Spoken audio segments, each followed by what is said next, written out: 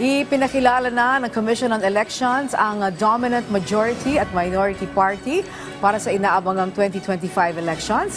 Samantala, pagpapadala ng written notices at show cause order sa mga pasaway na kandidato, tiniyak na tinututukan rin. Si Harley Valbuena para sa sentro ng balita.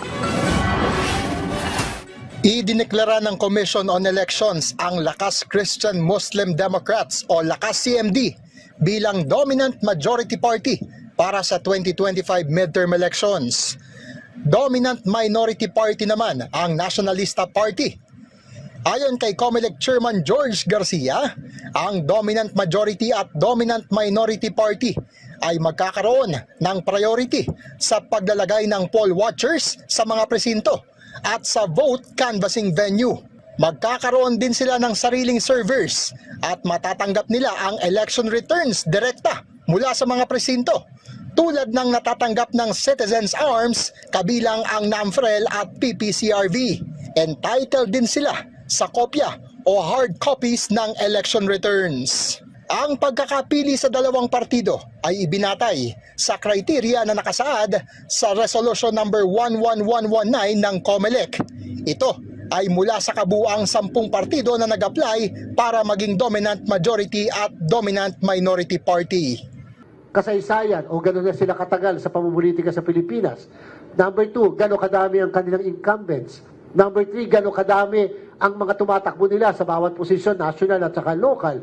Number 4, gano'n kadami ang women's participation. Noong 2022 national elections, ang Lakas CMD din ang idineklarang dominant majority party. Samantala, inaasahan na ng COMELEC ang pagdami pa ng campaign activities at campaign materials, lalo't papalapit na ang pagbubukas ng campaign period para sa local candidates sa March 28. Aminado naman ng COMELEC na kulang sila sa mga tauhan at resources, kaya't hindi nila mano-manong mababaklas ang lahat ng campaign posters na nakalagay sa mga ipinagbabawal na lugar. Sa halip, tututukan nila ang pagpapadala ng written notices at show cause order na kaagad din naman umanong sinusunod ng mga kandidato. We will just use the power of writing notices. Kasi kung kami po magtatanggal ng bawat mga nakapaskil, sa bawat poste, sa bawat alambre ng kuryente o sa bawat waiting shed, talaga po mauubos ang oras namin sa kakatanggal. Harley Valbuena para sa Pambansang TV sa Bagong Pilipinas.